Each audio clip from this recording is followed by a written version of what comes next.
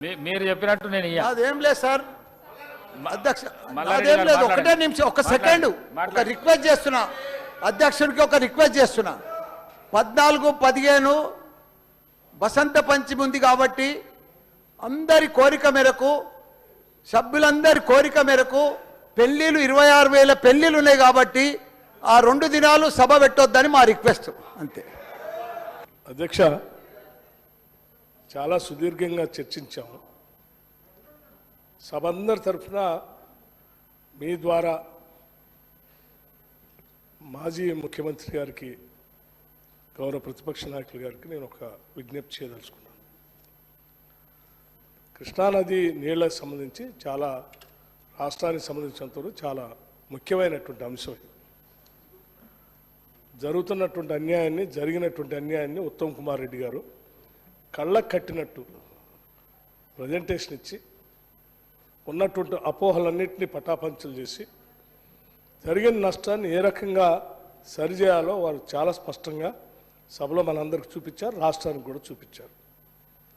తదుపరి కార్యాచరణ ఏ రకంగా ఉండాలో దానికోసం తీర్మానం కూడా ప్రవేశపెట్టారు. అటువంటి తీర్మానం పైన మాజీ ముఖ్యమంత్రి గారు కూడా 10 సంవత్సరాలు ఈ రాష్ట్రాన్ని పాలించారు. వారికి కూడా అనుభవం ఉన్నటువంటి నాయకులు. వారు కూడా సభకు వచ్చి ఈ చర్చలో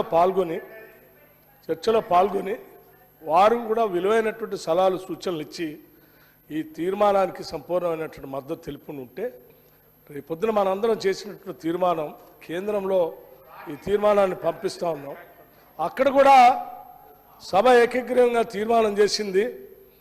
అనుభవం కలిగినటువంటి మాజీ ముఖ్యమంత్రి గారు కూడా దీనికి మద్దతు తెలిపారనేటువంటి ఒక బలం మాకు కూడా చేకూరుతుంది. చాలా బాగుండేదని మేము ఆశించాము అధ్యక్ష. నేను ఇప్పుడు కూడా వారికి విజ్ఞప్తి చేస్తూ ఉన్నాను. అనుభవం కలిగినటువంటి నాయకులు రావాలి, సభకి చెప్పాలి.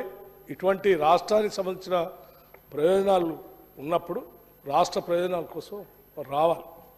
ఇదంతా వదిలేసి ఇప్పుడే మా రాజగోపాల్ రెడ్డి గారు చెప్పినట్టు ఇక్కడ విలువైనటువంటి ఈ తీర్మానానికి మద్దతు ఇచ్చి సాధించాలని అనుకుంటున్నటువంటి మా ఉత్తమ్ కుమార్ రెడ్డి గారు చేసిన తీర్మానం ఫలితాలు సాధించాలని సభ కోరుకుంటా ఉంటే, సభ వదిలేసి ఎక్కడో నల్గొండ పోతా అంటే ఉపయోగం లేదు.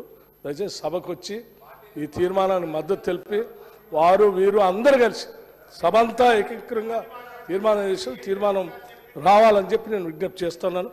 వారికి సభలో ఉన్నటువంటి బీఆర్ఎస్ పార్టీ నాయకులు అందరికీ కూడా నేను విజ్ఞప్తి చేస్తున్నాను. దయచేసి ఒకసారి వారితో మాట్లాడండి. ఇటువంటి విలువైన ఉన్నప్పుడు వచ్చి రావాలి, విలువ సలహాలు ఇవ్వాలని కోరుతా ఉన్నాను. Thank you.